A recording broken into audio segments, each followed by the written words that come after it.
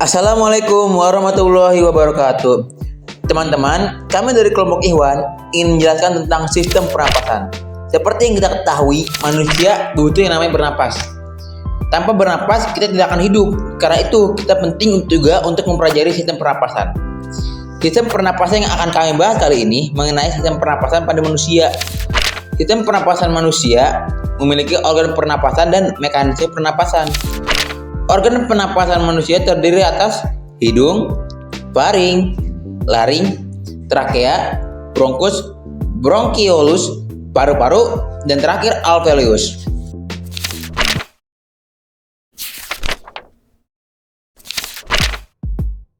Hidung berfungsi sebagai organ pernapasan, tempat untuk menyaring udara yang masuk ke paru-paru, dan juga sebagai organ penciuman yang memungkinkan kita mendeteksi bau dan memberikan kontribusi terhadap rasa.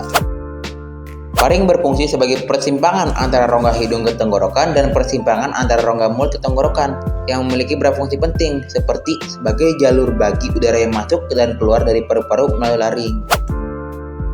Laring memiliki beberapa fungsi penting dalam sistem pernapasan, termasuk sebagai tempat bagi pita suara yang mungkin kita berbicara, sebagai jalur bagi udara yang masuk dan keluar dari paru-paru, dan sebagai organ yang membantu mengatur aliran udara ke paru-paru serta mencegah masuknya benda asing ke dalam saluran pernapasan kita. Bronkus. Bronkus adalah saluran udara yang bercabang dari trakea dan mengarah ke paru-paru. Fungsi utamanya adalah untuk membawa udara yang dihirup dari trakea ke dalam paru-paru, di mana pertukaran oksigen dan karbon dioksida terjadi. Bronkiolus. Bronkiolus adalah saluran udara yang lebih kecil yang bercabang dari bronkus di dalam paru-paru. Fungsi utamanya adalah untuk membawa udara dari bronkus ke alveoli, yaitu kantung-kantung udara kecil di dalam paru-paru di mana terjadi pertukaran gas antara udara dan darah. Paru-paru.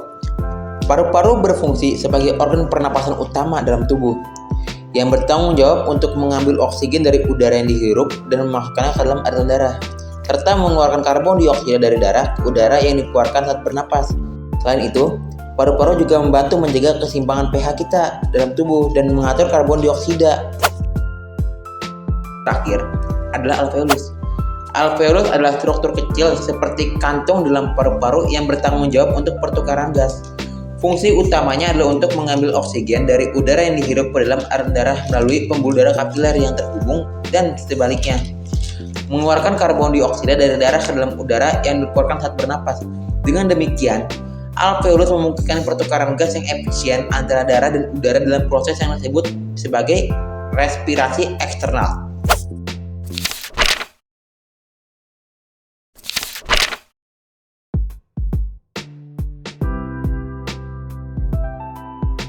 Mekanisme pernapasan manusia mengikuti prinsip dasar yang melibatkan dua tahap utama: inspirasi penghirupan dan ekspirasi pengeluaran. Yang pertama, inspirasi. Inspirasi ini adalah proses saat udara dihirup ke dalam paru-paru. Ketika seseorang bernapas, otot-otot diafragma dan otot-otot interkostal akan berkontraksi. Kontraksi ini menyebabkan rongga dada memperluas dan tekanan udara di dalam paru-paru menjadi lebih rendah daripada tekanan udara atmosfer, sehingga udara akan masuk ke dalam paru-paru. Yang kedua, ekspirasi. Ekspirasi ini adalah proses saat udara dikeluarkan dari paru-paru. Ketika seseorang mengeluarkan nafas, otot-otot diafragma dan otot-otot interkostal akan rileks. Hal ini membuat rongga dada menjadi lebih kecil, meningkatkan tekanan udara di dalam paru-paru sehingga udara dikeluarkan dari paru-paru. Proses pernapasan ini mengatur pertukaran gas di dalam alveolus, di mana oksigen dari udara dihirup masuk ke dalam darah dan karbon dioksida dari darah dikeluarkan ke dalam udara yang dikeluarkan saat bernapas.